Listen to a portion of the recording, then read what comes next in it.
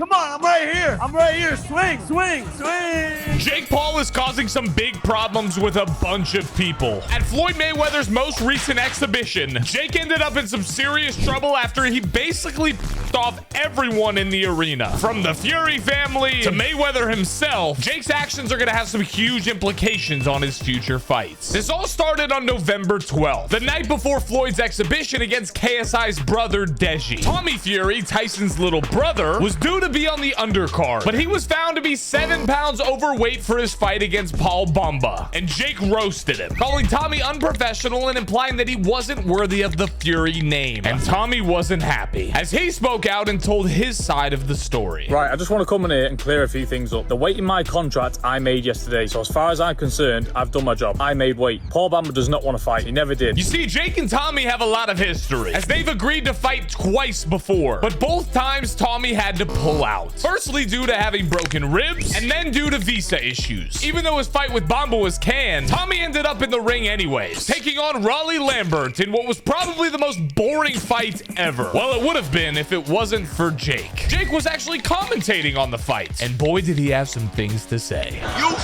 suck, Tommy. Well, there's suck. we'll apologize for the language, folks, but You are amateur still. This is embarrassing. And after the fight was over, it all erupted. I don't want to say one thing. There's a certain ringside you're wanting this ring right now. Get out of here, cuz.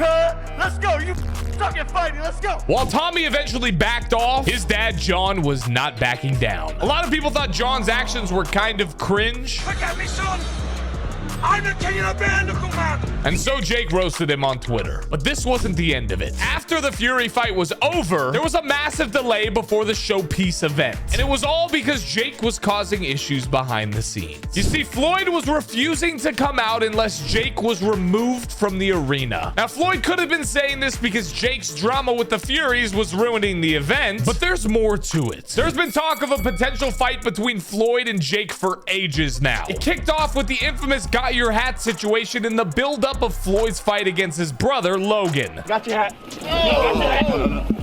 And Jake has said that he wants to fight Floyd, but only if it's a professional bout, not an exhibition, which would mean Floyd is actually putting his undefeated record on the line. So maybe Floyd is trying to start some beef ahead of a potential future fight, but ultimately Jake ended up accepting Floyd's request for him to leave, while Floyd literally danced his way to victory against Deji. But either way, it's likely Jake will be taking other fights before he steps in the ring with Mayweather. He's already supposedly in negotiations with Andrew Tate, and the pair had another stare down on the night of the fight as well.